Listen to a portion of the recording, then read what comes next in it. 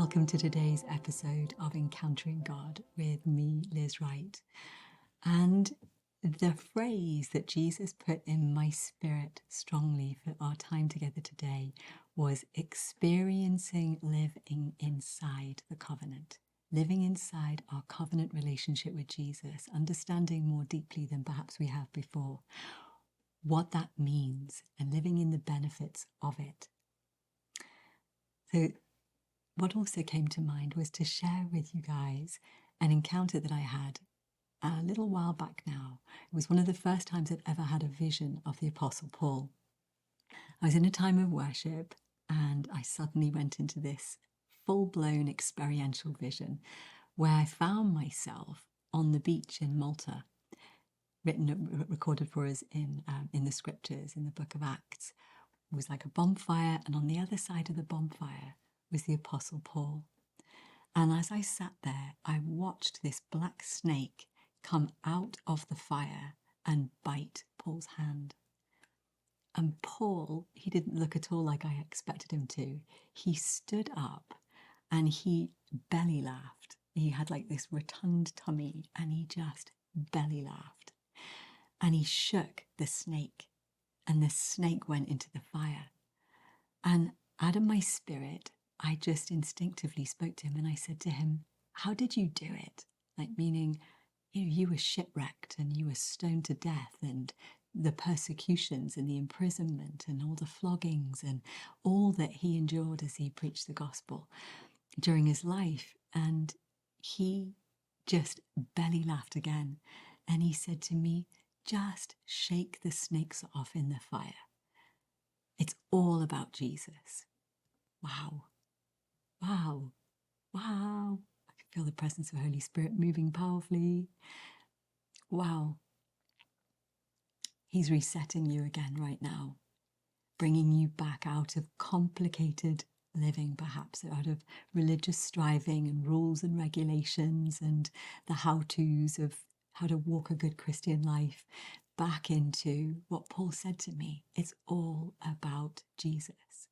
And as he said that, the Spirit of God as light just moved through him powerfully and he just kept laughing. And as he started to laugh, it like cascaded over me as power, as joy. And I began to laugh and I stood up and we were both dancing around this fire. He was like, it's all about Jesus. And understanding released into my spirit that the enemy wants the attention. He wants us tied up in knots and focused on him.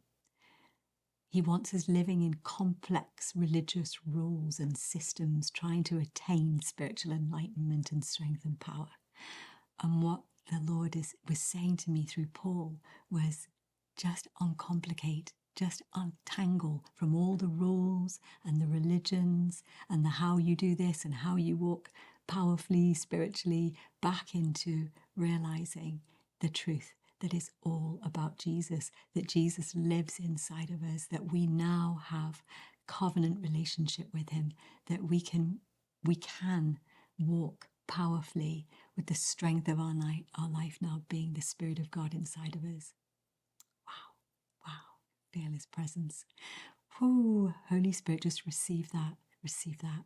He's untangling you right now, bringing you back into the most precious part of our relationship, our covenant relationship with Jesus now, which is our ability to experience him and live from the strength of union.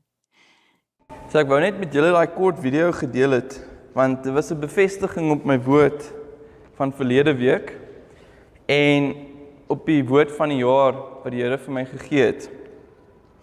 En soos hy daar sê, dit gaan alles net oor Jesus, dit gaan alles oor Jesus. So die woord vir die jaar is dat daar verrassings gaan wees en party van hierdie verrassings kan positief wees en party van die verrassings kan negatief wees. En die duiwel gaan en wil kom met verrassings. Hy gaan en wil kom met verrassings en wat is sy hoofdoel? Die duiwel wil jou vreugde steel. Die duiwel wil jou vreugde steel. Maar wat sê die Bybel? Ons moet die duiwel, die Bybel sê ons moet die duiwel weerstaan. Weerstaan die duiwel, weerstaan die aanval van die vyand. Nou, hoe weerstaan jy die aanval van die vyand? Jou grootste verantwoordelikheid is om altyd jou te verbly in die Here. Soos Filippense 4 vers 4 sê, verbly jou in die Here. Ek sê weer, verbly jou. Hy sê dit 2 keer, want hy dink, jy gaan hom nie glo nie. So verbly jou in die Here, ek sê weer, verbly jou in die Here altyd. So, wanneer die duiwel kom met 'n verrassing, wat doen jy? Jy verbly jou in die Here. Hoekom? Want dit gaan alles oor Jesus. Wat ook al die verrassing is. As die dokter vir jou sê jy het kanker, dan sê jy dit gaan alles oor Jesus, dan lag jy en jy gee die dokter 'n soen. Want hoekom? As jy lewe of sterf, dit gaan alles oor Jesus. Soos Paulus gesê het, om te lewe is Christus en om te sterf is nog beter, want jy is by Jesus fisies. Profeet Joseph Z het gesê dat die woord van 2026 is 2026 pick up sticks. 2026 pick up sticks. So dis 2026 tel houtjies op, jy kan sê, of 2026 maak stukkies hout bymekaar. Nou hy het nie regtig verduidelik in daai spesifieke preek wat ek het hom gehoor het sê nie, maar die Heilige Gees het my herinner aan die weduwee van Sarfat. Nou hierdie gaan een van die 5 voorbeelde wees wat ons gaan gebruik om ons te herinner oor hoe ons onsself altyd in die Here kan verbly. Want ons grootste verantwoordelikheid is om onsself in die Here te verbly. Maak nie saak wat se verrassings kom nie. As 'n slang jou byt, as die duiwel jou aanval met siekte, as daar probleme is in enige area van jou lewe, wat ook al die verrassing is, jy verbly jou in die Here altyd. Ek sê weer, verbly jou in die Here. Nou in 1 Koning 17 vers 8 sê dit, die woord van die Here kom toe tot hom Elia die profeet. En dit sê, maak gereed, gaan na Sarfat, wat aan Sidon behoort, en bly daar. Kyk, ek het 'n weduwee daar beveel om jou van kos te voorsien. Hy maak toe gereed en gaan na Sarfat. Toe hy by die ingang van die dorp kom, is 'n weduwee juist daar besig om stukkies hout bymekaar te maak. So in die konteks is, ons is nou soos die weduwee. Ons is soos die weduwee. So maak nie saak wat in jou lewe, jy moet net doen wat jy kan doen. Jy moet doen wat jy kan doen. En selfs al is dit net om stukkies hout bymekaar te maak. Die ding is, die Here kan niks doen as jy niks vir hom gee nie. 0 maal 100 is wat? 0. So selfs al doen jy net een ding, 1 maal 100 gee vir jou 100. Of 1 maal 1000 gee vir jou 1000. So selfs al tel jy stukkies hout op, kan die Here dit vat en dit vermeerder. So toe roep Elia, en hy sê vir haar, bring asseblief vir my 'n bietjie water in 'n houer, sodat ek kan drink. En terwyl sy dit gaan haal, roep hy agter haar aan, bring vir my asseblief 'n stukkie brood saam. So jy kan al klaar sien, hierdie vrou is nie enige vrou nie. Sy is in 'n hongersnood, sy het niks. Maar hier vra haar 'n vreemdeling vir haar, gaan kry vir my 'n bietjie water, en sy is gewillig om vir hom water te gaan haal. So dit wys jou al klaar, sy het 'n hart van vrygewigheid. En toe sê hy, bring vir my asseblief 'n stukkie brood saam. Toe sê sy, so seker as die Here u God leef, ek het nie meer brood nie, net 'n handvol meel in 'n kruik en 'n bietjie olie in die erde kan. Ek gaan nou maar 'n paar houtjies bymekaar en dan gaan ek vir my en my seentjie iets klaarmaak om te eet. Daarna moet ons maar doodgaan. Nou party mense sal sê hierdie is 'n verklaring van ongeloof. Maar wat het die Here vir Elia gesê? Die Here het vir Elia gesê, gaan na Sarfat, want ek het 'n weduwee daar beveel om vir jou te voorsien. So die weduwee weet, iemand kom na haar toe, wie sy voor kos moet gee. Maar nou wil sy hoor of hierdie die mens is, wie sy voor kos moet gee. So sy sê net hoe dit is. So baie keer om te sê hoe dit is nie ongeloof nie. Soos byvoorbeeld as jy sê jy het hierdie siekte, jy sê jy het hierdie siekte, of jy sê jy het hierdie probleem, maar jy moet nie daar stop nie, jy gaan oor in geloof, jy gaan oor en wat Elia dan vir haar sê. Elia sê toe vir haar, moenie bekommerd wees nie. Gaan maak dit klaar net soos jy gesê het, maar maak eers vir my 'n roosterkoek en bring dit hier. Daarna kan jy vir jou en jou seentjie sorg. So sê die Here. Nou hoor, hy sê vir haar, doen hierdie eerste, maar hy gee vir haar 'n belofte van die Here ook. So jy doen nie net iets nie, jy moet ook staan op die belofte van die Here. So sê die Here, die God van Israel, die meel in die kruik sal nie opraak nie, en die olie in die kan sal nie minder word nie, totdat die Here laat reën het op die land. Toe wat doen sy? Sy vat die woord, sy gaan maak toe soos Elia gevra het. Van toe af het hulle genoeg gehad om te eet. Hy en sy en haar gesin. Die meel in die kruik het nie opgeraak nie, en die olie in die kan het nie minder geword nie, soos die Here deur Elia beloof het.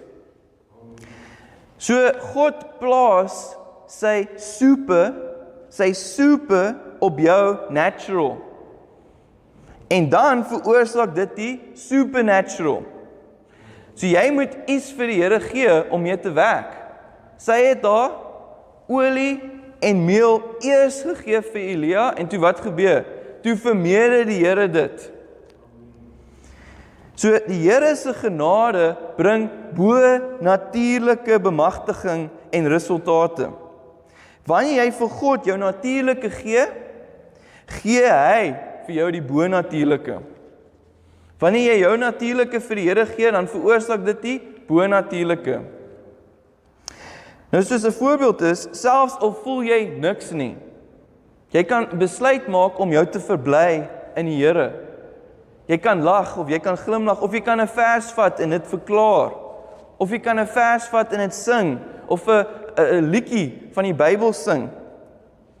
Want in jou gees het jy al klaar die vreugde van God. Want jy is liggaam, siel en gees. In jou gees, wanneer jy jou hart vir Jesus gegee het jy al klaar die vreugde van God. En dan, wanneer jy besluit maak om jou natuurlike vir die Here te gee, dan wat gebeur? Dan kom daai bo-natuurlike uit jou gees uit, en dit bemagtig jou, en dit gee vir jou bo-natuurlike resultate. Kom ons kyk na 1 Konings 17 vers 13 en die Septuagint. Die Septuagint is die Griekse vertaling van die Ou Testament.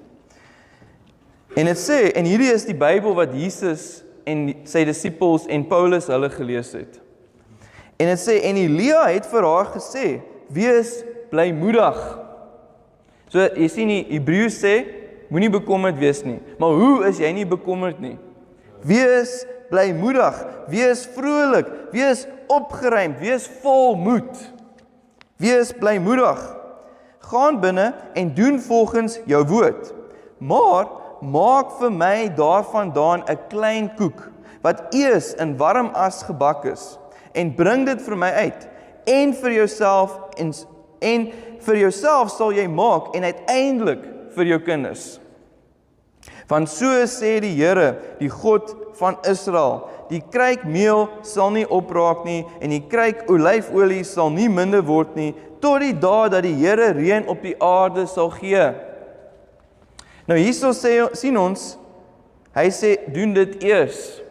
Dit laat my onmiddellik, en ons gaan dit nou sê, Matteus 6 vers 33, soek eers die koninkryk van God, en sy geregtigheid, en al hierdie dinge sal vir jou bygevoeg word. So sy moes eers die Here gehoorsaam wees aan die belofte van die Here. So dis ons eerste voorbeeld. Ons eerste voorbeeld van hoe jy verantwoordelikheid kan neem om jouself altyd in die Here te verbly, is om jou te verbly in die belofte van die Here. Wees blymoedig, soos Elia gesê het, wees blymoedig in die belofte van die Here. Halleluja. Wees blymoedig in die belofte van die Here, en dan, as daai belofte 'n aksie geheg het aan dit, soos byvoorbeeld, die Here sê, gaan maak eers vir Elia, en dan hier is die belofte. So natuurlik moet jy gehoorsaam wees aan wat gekoppel is aan die belofte. Prys die Here. Kom ons kyk na die tweede voorbeeld. So daar gaan 5 voorbeelde wees, so julle kan mooi volg dan. Die tweede voorbeeld is Handelinge 16 vers 16 en dit sê, die verhaal sê, terwyl ons 'n keer, dis nou Lukas sê, terwyl ons 'n keer op pad was na die bidplek, het 'n slavin met 'n gees van waarseery wat met haar voorspellings baie wins vir haar eienaars ingebring het, ons tegemoet gekom. Sy het agter Paulus en ons aangeloop en aanhoudend geskree. Hierdie mense is diensknegte van God, die Allerhoogste. Hulle verkondig aan julle 'n weg tot verlossing. Maar wys jou demone, engele, net mense wat gestuur is deur die Here kan die evangelie verkondig. Demone en engele mag nie die evangelie verkondig nie. Want toe is Paulus kwaad. Hy sê, dit het sy daaraan een gedoen. Paulus het daaroor ontsteld geraak, omgedraai en vir die Gees gesê, ek gebied, ek beveel jou in die naam van Jesus Christus om uit daar uit te gaan. En presies op daardie oomblik het die Gees uitgegaan. Toe haar eienaars merk dat hulle hoop op 'n inkomste daarmee heen was, het hulle Paulus en Silas gegryp en hulle na die markplein gesleep tot voor die owerhede. En nadat hulle voorgebring het, het hulle vir die stadsbestuurders gesê, hierdie mense stook onrus in ons stad, want hulle is Jode. En verkondig gebruike wat vir ons as Romeine nie toelaatbaar is om te aanvaar of na te volg nie.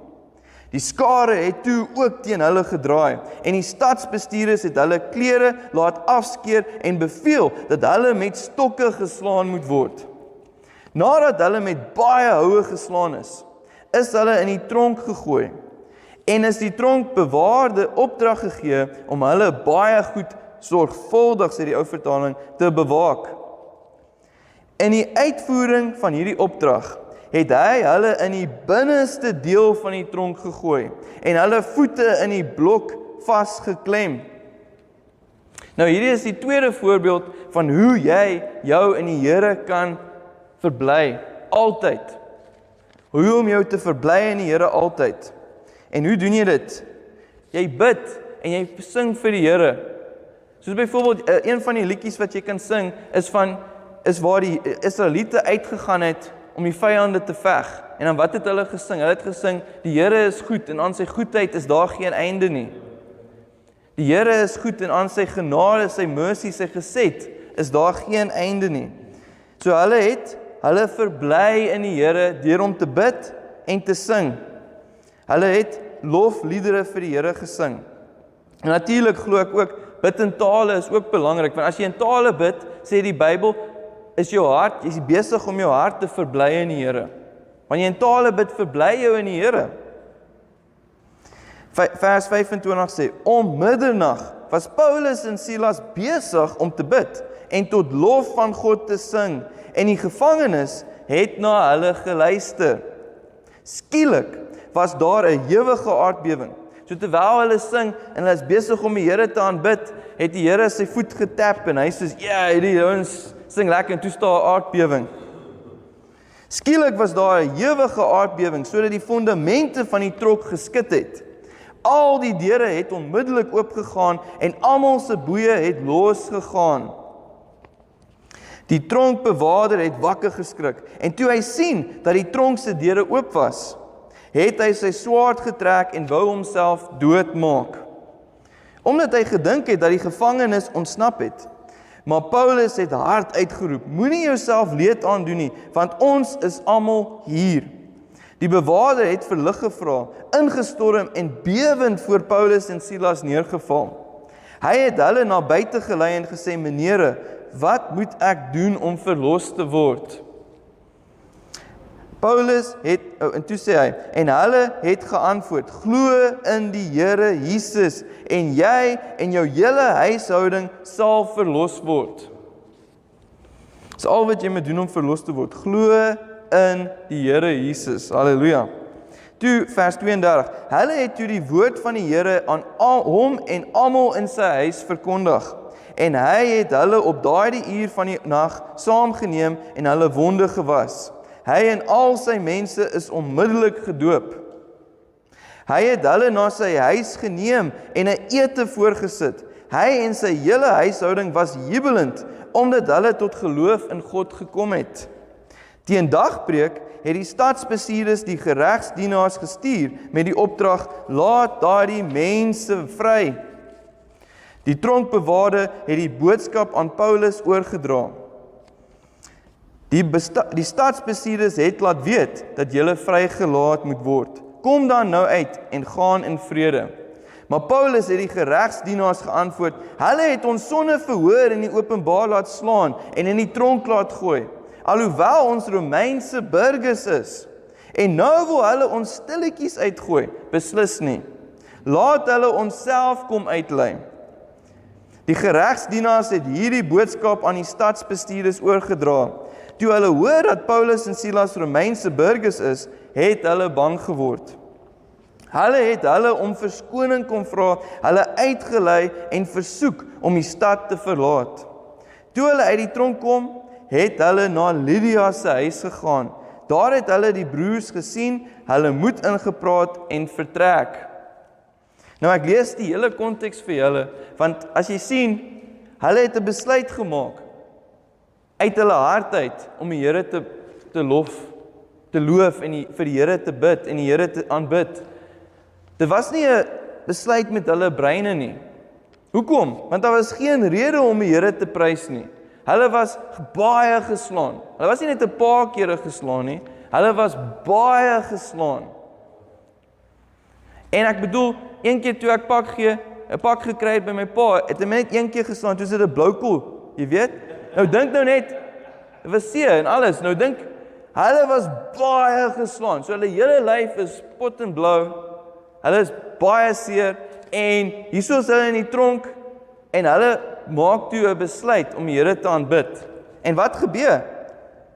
Toe is hulle vrygelaat, toe het hulle hierdie mense na die Here toe gelei, toe gaan hulle nog en bemoedig die ander gelowiges, omdat hulle besluit gemaak het om die Here te aanbid, maak nie saak wat in hulle situasie, wat gebeur het in hulle situasie nie.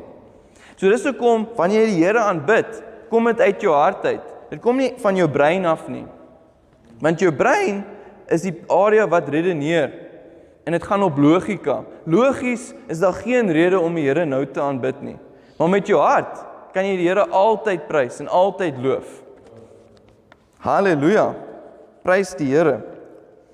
So die tweede voorbeeld was om vir die Here te sing en te bid. Jy kan in tale bid. Halleluja.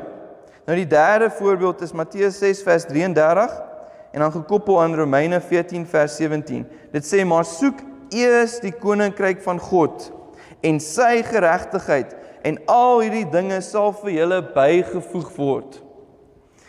Nou wat is die koninkryk van God? Die koninkryk van God volgens Romeine 14 vers 17 is geregtigheid en vrede en blydskap in die Heilige Gees. So hierso het ons 'n toebroodjie van geregtigheid. Dis geregtigheid, vrede, blydskap, geregtigheid. Sien julle? Geregtigheid en vrede en blydskap in die Heilige Gees en sy geregtigheid. So hierdie toebroodjie moet jy 'n besluit maak om te eet, sodra daar 'n probleem is. Wat ook al verrassing die duiwel mee kom, jy eet hierdie toebroodjie eerste.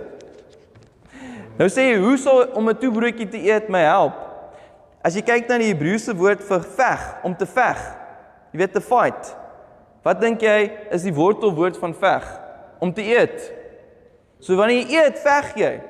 Nou, die Bybel sê, die wat honger vir geregtigheid sal gevul word. Julle ken daai een in Matteus 5. Die wat honger vir geregtigheid, die wat dors en honger vir geregtigheid sal gevul word. So jy honger vir geregtigheid, so jy eet geregtigheid, dan wat gebeur? Jy oorwin die vyand. Wat ook al verrassing kom, jy oorwin hom, want jy eet. Nou, hoe eet jy hierdie toebroodjie van geregtigheid?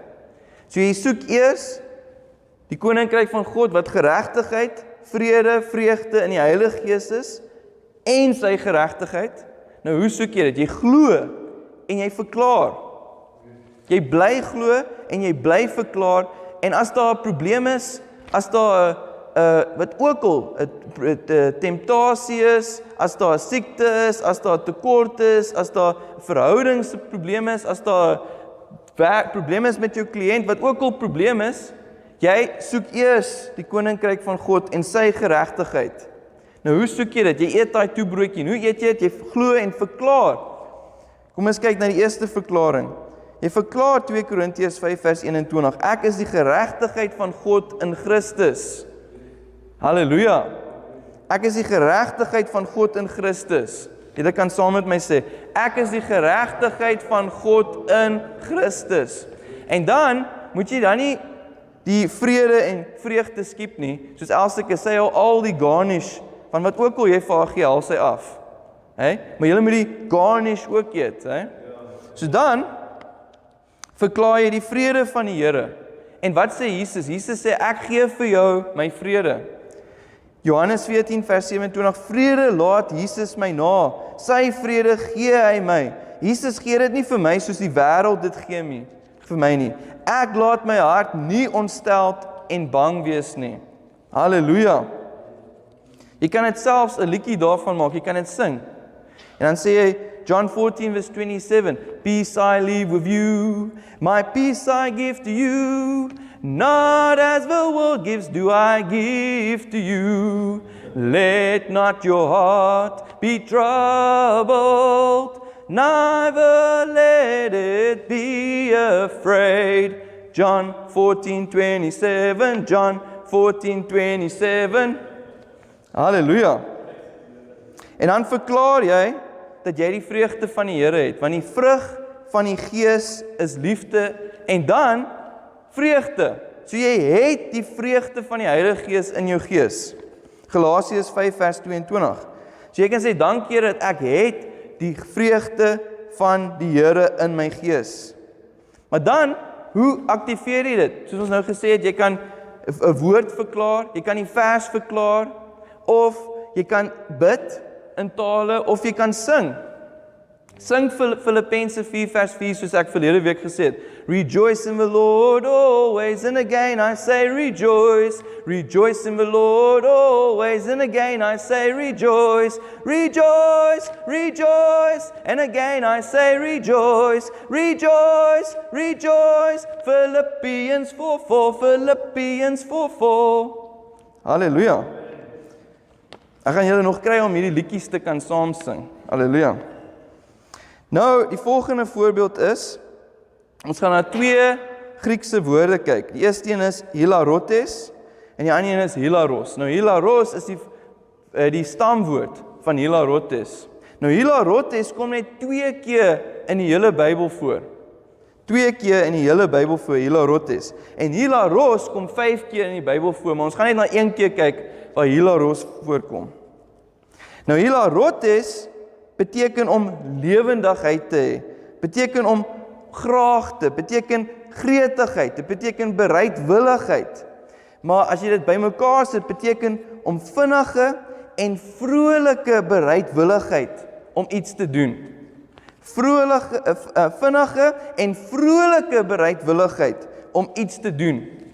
Partykeer word dit vertaal net as vrolikheid. Maar dit is waar ons die woord hilarious vandaan kry. Hilarious.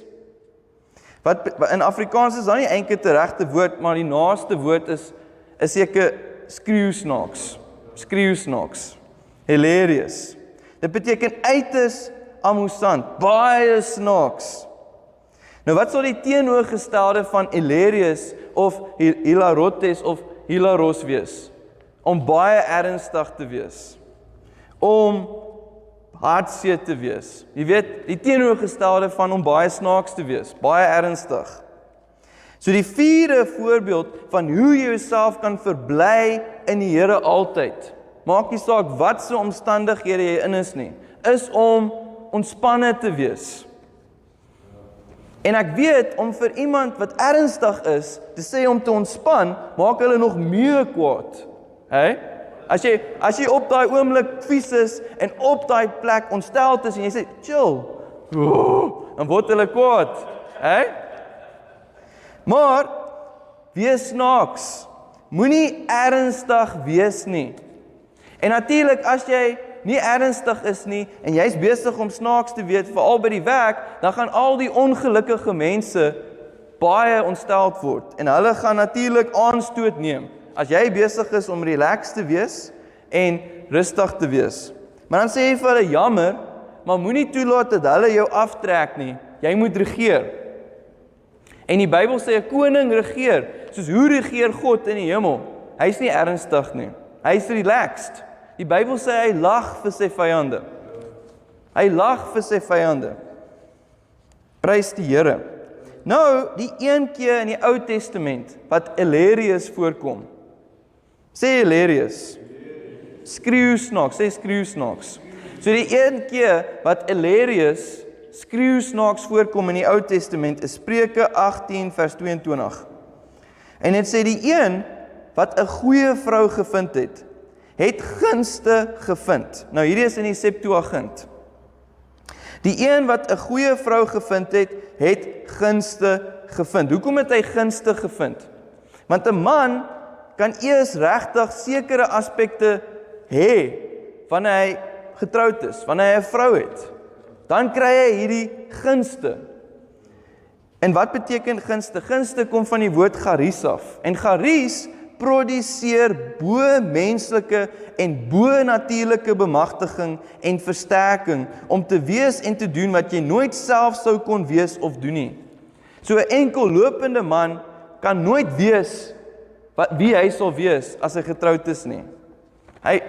Party mense sê, dis nie waar dat jy jy word complete as jy getroud is nie. Maar ek dink jy word nie net complete as jy getroud is nie, jy word meer as jy word bo-natuurlik. Jy word bo wat jy ooit kon gewees het by jouself. Want jy ontvang hierdie gunste van die Here af. Dit produseer bo-menslike, bo-natuurlike bemagtiging en versterking om te wees en te doen wat jy nooit self sou kon wees of doen nie. En een van die goed wat dit jou bemagtig om te doen, is om hilarious te wees. Is om skreeusnaaks te wees. Hoekom moet jy skreeusnaaks wees? Want dan sê dit, die een wat 'n goeie vrou gevind het geluk van die Here ontvang. Het geluk van die Here ontvang. Nou, soos ons sien, hierdie woord geluk is wat? Hilarotes, hilarious. En het hilariousness van die Here ontvang. Vinnige en vrolike bereidwilligheid om iets te doen. So as jou vrou vir jou vra om iets te doen, dan gaan dit nie oor dat jy dit vir haar doen nie, dit gaan oor hoe jy dit vir haar doen. Dit gaan nie oor wat jy vir jou vrou sê nie, dit gaan oor hoe jy dit vir jou vrou sê. Dit gaan nie oor soos wanneer jy iets vir jou kinders doen of hoe jy iets vir jou dit gaan oor hoe jy dit vir jou kinders doen. En die voorbeelde wat ons het, byvoorbeeld is soos die verlore seun, toe hy terugkom na die pa toe. Hoe het die pa hom ontvang? Hy soos, jy's terug. Okay, jy weet, kom jy moet eers, jy gaan nie by ons in die huis slaap, jy gaan slaap eers daar 'n bietjie, of wat ook al, soos Dawid, toe Dawid se verlore seun terugkom, wou hy nie eers met hom gaan gesels nie. Nee, hy het hom gehardloop, hy het hom 'n drukkie gegee, hy het hom gesoen, hy het vir hom nuwe klere gegee, hy het vir hom nuwe sandale gegee, hy het vir hom 'n nuwe ring gegee, hy het 'n fees gevier vir sy seun. Dis hilarious. En dit was so hilarious dat die ander seun vies was. Hoekom? Want hy was nie gelukkig nie. So wat sê dit hierso? As jou vrou dalk hysteries is, moet jy hilarious wees. Sy is hysteries, jy is hilarious. Okay? En nou hoe is jy hilarious as sy hysteries is? Jy gee vir haar genade. Jy vergewe haar. Jy raak nie ontsteld nie. Hey? Jy glimlag net. Prys die Here. Jy maak die besluit, die man maak die besluit, die vrou kan hysteries wees, maar jy is hilarious en jy maak 'n besluit. Halleluja, om vreugde te hê. Sê, mans maak 'n besluit om vreugde te hê. Mans maak 'n besluit om nie eintlik net vreugde te hê nie, dit sê hierso om vinnige en vrolik bereidwilligheid om iets te doen. So jy moet vinnig, jy moet 'n readiness of cheerfulness hê. Dis die spesifieke woord, 'n readiness of cheerfulness. Jy maak 'n vinnige besluit om vreugdevol te wees. Halleluja. So volgens hierdie vers, geluk is wat? Geluk is gereed om vreugdevol iets te doen. Geluk is om gereed te wees om met vreugdevol iets te doen. Halleluja. Prys die Here. So dit gaan nie oor net om die ding te doen nie. Dit gaan oor om met vreugdevol te doen. Prys die Here. Nou, hier is nie dieselfde woord nie, maar kom daarin. Spreuke 31 vers 11 sê dan, nou vir die vrouens. Die hart van haar man vertrou veilig blymoedig op haar, sodat hy geen behoefte aan byt sal hê nie. So as die vrou 'n Spreuke 31 vrou is, dan is dit maklik vir die man dat sy hart blymoedig is in die vrou. Prys die Here. Nou, wat doen die man? Die man spreek net, dankie Here, ek het 'n Spreuke 31 vrou. Halleluja. Nou die een keer wat Elerius voorkom in die Nuwe Testament, hierdie Hilarotes, is Romeine 12 vers 8. En dit sê, wie kan bemoedig, moet bemoediging gee. Wie mededeelsaam kan wees, moet dit met opregtheid doen. Wie leiding kan gee, moet dit met toewyding doen. Wie barmhartigheid kan betoon, moet dit met blydskap doen. Hilarotes. So as jy iemand vergewe, moet jy dit met blydskap doen.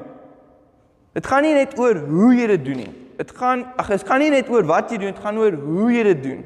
Ekskuus. So, wie barmhartigheid kan betoon, moet dit met blydskap doen. Soos as iemand in jou familie iets verkeerd gedoen het. Het gaan nie net oor dat jy sê, okay, ek vergewe jou. Okay, is reg. Het gaan oor dat jy sê, nee, is reg, ek vergewe jou. Jy weet, jy moet dit met blydskap doen. Jy kan dit eintlik hilariously doen. Nou, hilaros, die wortelwoord van hilarious, soos ons sien is vrolik, vreugdevol, vinnig, om enigiets te doen, gunstig, genadig, gesind of vrolik, en soos ons weer sien, hilarious snaaks. Dit wil sê vinnig of gewillig vrolik. Jy is vinnig om vrolik te wees, vinnig om gewillig te wees om iets te doen. Nou, een van die kere wat dit voorkom, is in 2 Korintiërs 9 vers 6. En hier is die 5de voorbeeld. So die 4de voorbeeld was relax. Hey? Relax, wees snaaks, wees chilled. Moenie ernstig wees nie. Nou die 5de een is hilarious generosity. Om verantwoordelikheid te vat, om te rejoice in the Lord always, om altyd vreugde in die Here te hê, om altyd jouself te verbly in die Here, is om 'n besluit te maak om 'n hilarious giver te wees. 'n skreeusnaakse persoon wat gee, om skreeusnaakse vrygewigheid te hê. En ek gaan vir julle lees uit die Passion Translation uit. 2 Corinthians 9 verse 6, it says, "Here's my point. A stingy sower will reap a meager harvest, but the one who sows from a generous spirit will reap an abundant harvest." Vers 7, "Let giving flow from your heart." So natuurlik, jy gee nie met jou brein nie, jy vergewe nie met jou brein nie, jy doen nie, eintlik meeste mense wat net in hulle breine is nie baie gelukkig nie. Hoekom? Want partykeer is dit nie logies om bly te wees nie. Hulle redeneer, nee, hierdie, sodra jy met redenasies kom, gaan jy nie gelukkig wees nie. Jy moet 'n besluit maak uit jou hart uit om gelukkig te wees. Let giving flow from your heart, not from a sense of religious duty. Let it spring up freely from the joy of giving, all because God loves hilarious generosity. So die Here is generous aan die wat generous is. Die Here is vrygewig vir die wat vrygewig is. Yes, God is more than ready to overwhelm you with every form of grace, so that you will have more than enough of everything, every moment and in every way. He will make you overflow with abundance in every good thing you do. Just as the scriptures say about the one who trusts in Him, because he has sown extravagantly and given to the poor, His kindness and generous deeds will never be forgotten. This generous God, who supplies abundant seed for the farmer, which becomes bread for our meals, is even more extravagant toward you. First, He supplies every need, plus more. Then He multiplies the seed as you sow it, so that the harvest of your generosity will grow. Wat sê baie mense, hulle sal sê die Here gee jou net genoeg om van te leef. Nee, He supplies every need plus more. Hoekom? Sodat jy so geseënd is dat jy 'n seëning vir ander kan wees. Vers 11. You will be abundantly enriched in every way as you give generously on every occasion. For when we take your gifts to those in need, it causes many to give thanks to God. Hallelujah. So dit gaan nie net oor wat jy doen nie, dit gaan oor hoe jy dit doen. Die styl van hoe jy dit doen is net so belangrik soos wat jy doen. So wat is die styl van hoe ons goed moet doen? Hilariously. Skreeu snaaks. Jy moet dit met vreugde doen. Halleluja. Nou wat is die stamwoord van Helaros? En Helarot is die main stamwoord.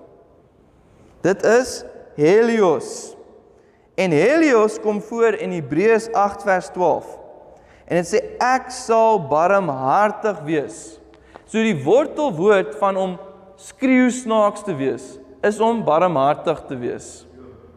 So barmhartige mense is baie gelukkige mense. Barmhartige mense is skreeu snaaks. Ek sal barmhartig Helios wees oor hulle ongeregtighede en aan hulle sondes sal ek glad nie meer dink nie. Hierdie is die hoofvers van die nuwe verbond. Die nuwe verbond wat ons in Christus het, hierdie is die hoofvers. Jy kan sê hierdie is die final clause, the main clause. Jy weet as jy, dit is die spyker waarop die nuwe verbond hang teen die muur. Sê ek sal barmhartig wees oor hulle ongeregtighede en aan hulle sondes sal ek glad nie meer dink nie.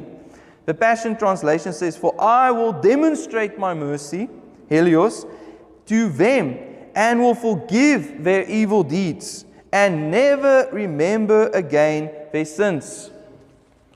So hoekom is dit moeilik vir party mense om vreugdevol en vriendelik te wees met hierdie persoon, soos met hulle vrou of met hierdie ander persoon, is omdat hulle vergeet hoeveel hulle vergewe is van hulle sondes.